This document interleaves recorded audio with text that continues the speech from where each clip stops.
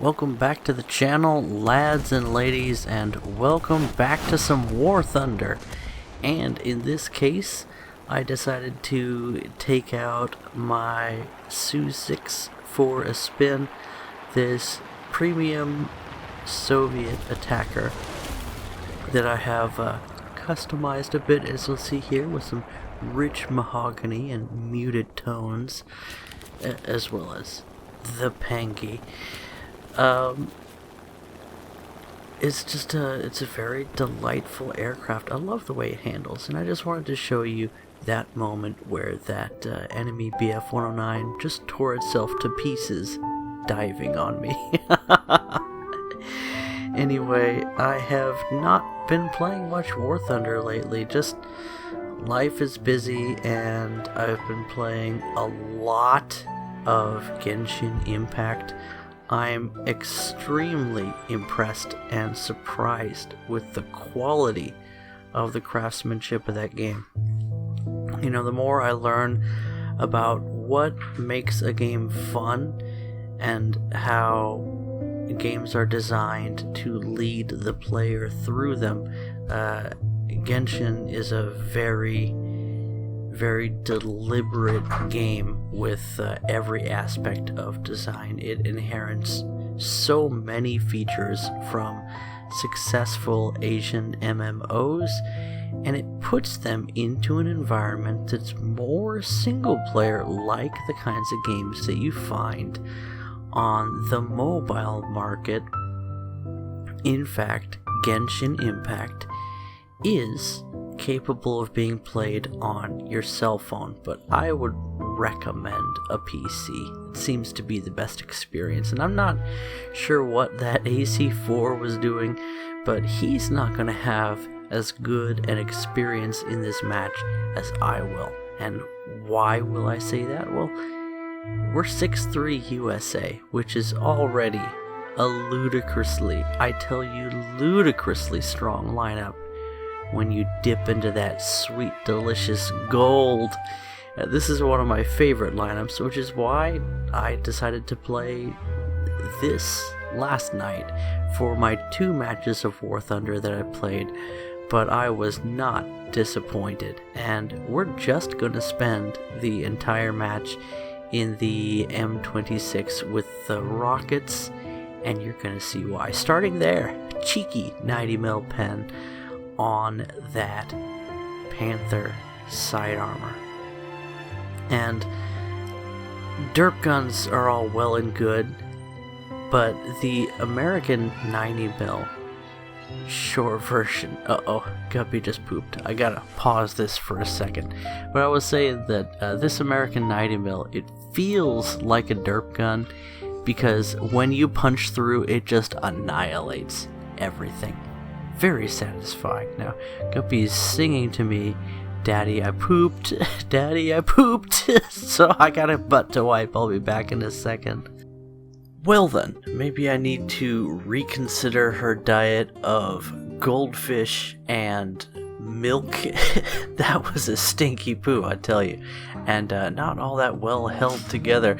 The same can be said for that German M41, but I have always enjoyed this rocket M26 since it got its battle rating reduced down to 6.3, where the other M26s live, which is entirely reasonable because 6.7 is a lot more powerful of a lineup than your standard M26, although at 6.3 in a match like this, you can just absolutely dunk on Tigers and sometimes Panthers, which is exactly what we're doing in this match.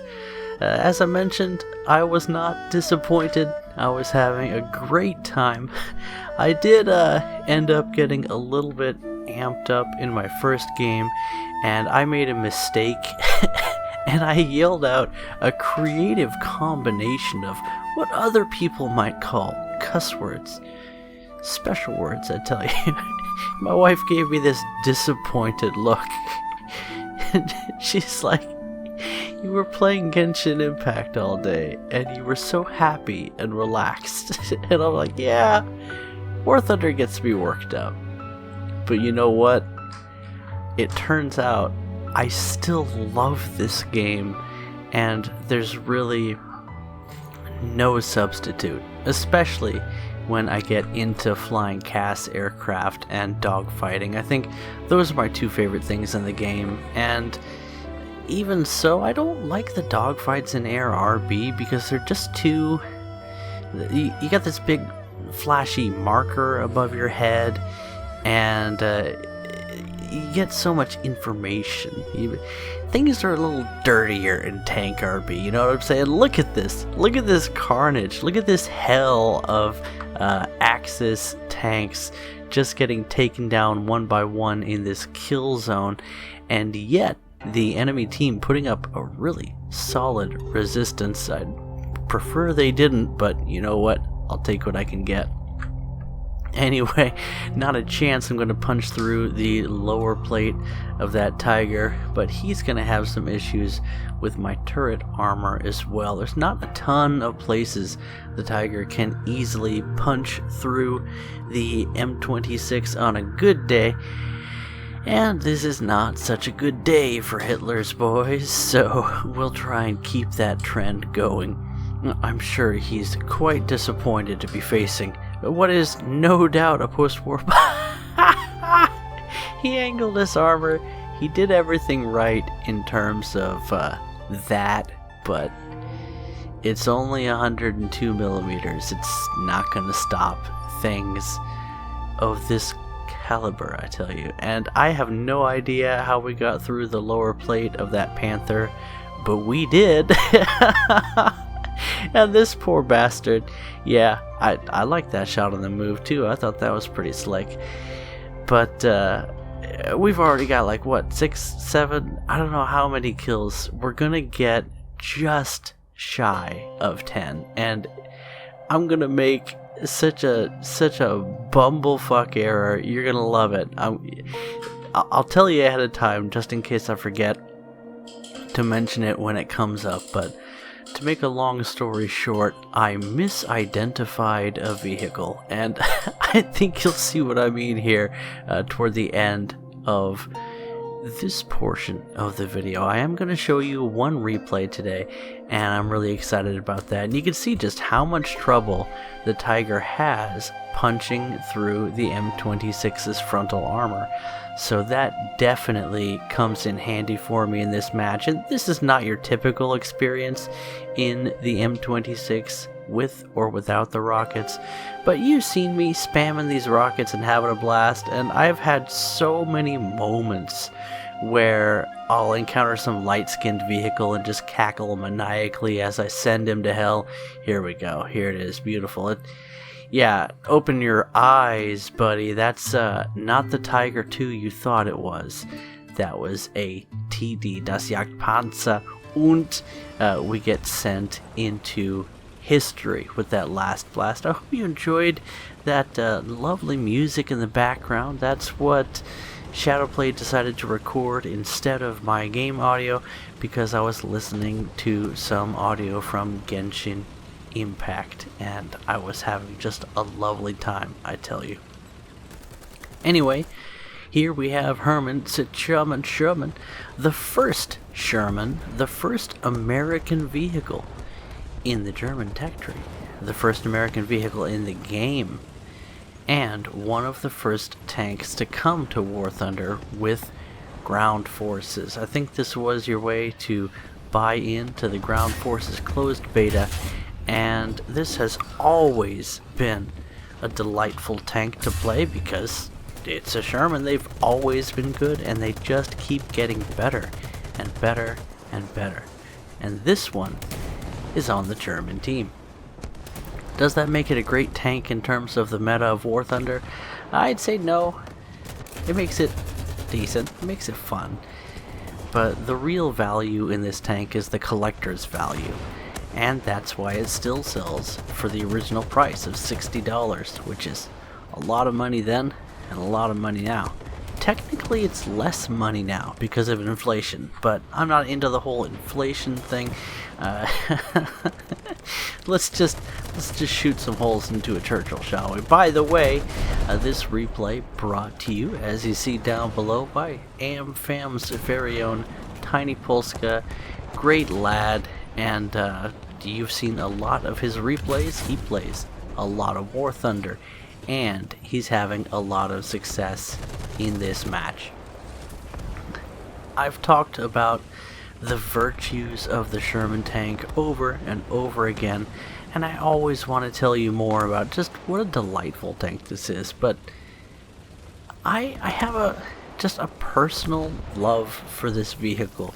I'm an American. I like the look of American vehicles. Something about that mix of rolled plates and cast segments, it just tickles my fancy.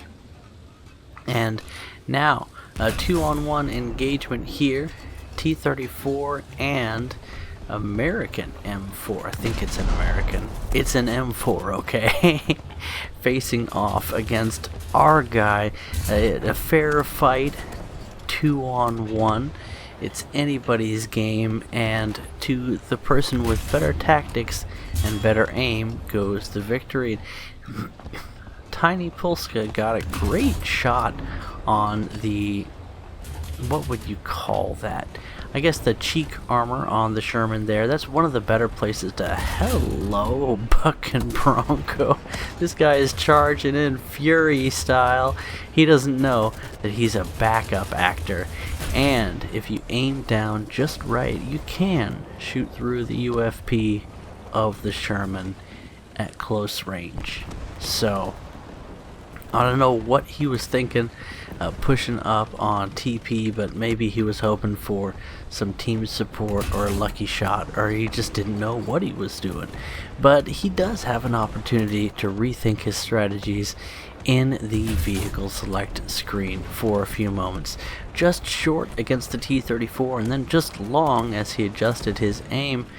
And Tiny Polska also has some things to consider. Getting familiar with the American M3 75mm cannon is I think it's the M3. Anyway, is extremely helpful. Its ballistics are used for a wide range of the very capable meta vehicles available to America, from rank 1 to rank 3. Yeah, I think rank 3 is where... No, rank 4 you have one in the air. The Chaffee gun is mounted on the Grizzly XA38, I think it's called. Anyway, it's a delight and a treasure. XA32? I don't know. It's the only XA attacker that's called the Grizzly and has a 75mm mounted in the nose. You know the one. I've had a lot of fun with that aircraft in the past, but I'm focusing on other things right now, I tell you. But I remember. I played a little bit of it during the event, had a great time.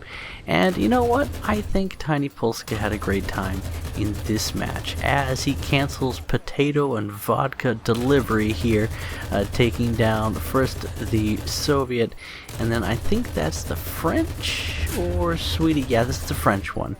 40mm trucks, and that just about does it for this match. A delightful look at Herman, who has multiplied just a little bit more in the fields of War Thunder, and yet remains probably one of the most rare vehicles in the game. Anyway, hope you all enjoyed, and I definitely have been enjoying War Thunder, and I'll catch you in the next video. Bye bye.